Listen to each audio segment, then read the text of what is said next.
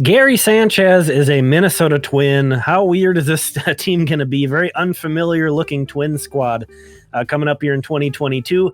But I wanted to take some time real quick to talk about Gary Sanchez, to talk about Gio Urshela, the two guys who came over from New York, of course, in the trade that sent Josh Donaldson and others to the Yankees. Gary Sanchez, starting off with the bat here, showing some highlights of his impressive power. He's hit 30 home runs twice. He's hit 20 more home runs in 4 seasons. He was the fastest player in American League history to reach 100 home runs in his career. So that's really the headliner with him, of course. He was amazing the first couple of years of his career and has really faded since. The last 2 seasons, he's hit 187 with a 291 on base percentage and a 406 slugging. That's a 90 OPS plus. Behind the plate, this guy can really throw. We're showing some highlights of him throwing. That's really a strong skill set of him behind the plate. He is a bad defensive catcher. But he's not where the point where he's completely unusable. I think his defense might get a little overstated to some degree. He's one of the worst catchers in baseball. I'm not going to dismiss that.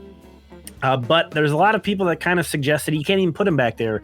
We're looking at the fielding Bible, defensive runs saved. He's almost at the bottom. You see there above our old friend Kurt Suzuki, though.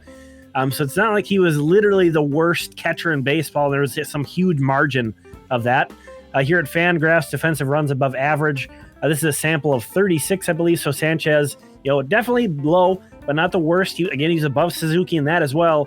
And then catcher framing at Baseball Savant here again toward the bottom, but not, way down there as far as being like the worst ever.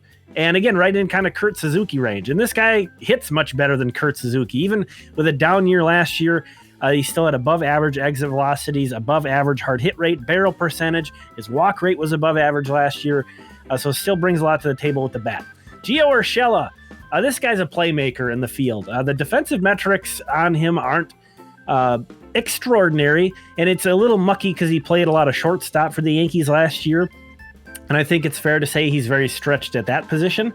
But as you can see, and we're cherry picking highlights, you got to keep that in mind. But this guy can make plays, man. His internal clock is excellent in knowing how much time he has to make throws. That just shows an understanding of the base runners as well.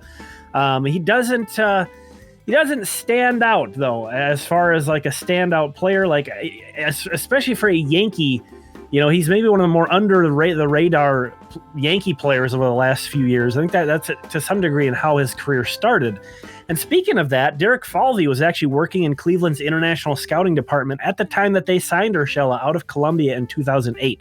So that's kind of interesting to take note of. He was an all-glove, no-bat player before arriving in New York. And his bat did slump last year. He had 267 with a 301 on base percentage and a 419 slugging percentage. That is a 96 OPS plus last year. But in 2019 and 2020, he combined to have the 30th best OPS in baseball, basically, in that time. An 881 OPS over those 2 seasons. So taking a look here at how he kind of compares to Luis Arraez, who figures to be somewhat of a platoon mate of his at third base. This is over the last 3 seasons. So you can see how they rank up there. Different style of hitters. Luis is so unique in his ability to draw walks and not strike out, whereas Gio is a little bit more toward the league averages in those.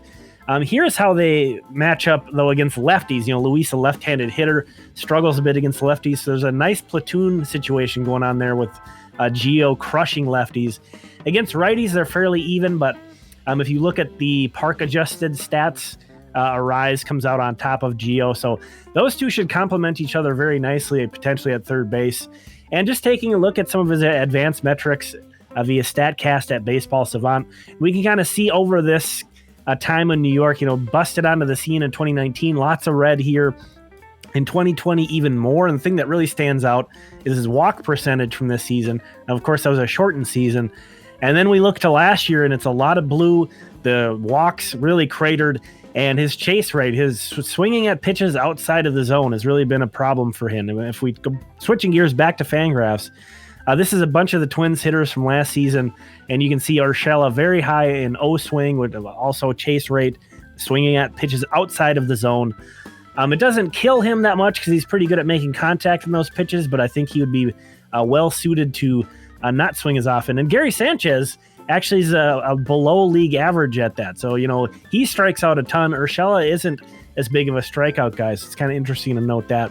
But there's just some information on Gio and Gary. I hope you enjoyed this. Please subscribe for more Twins Talk.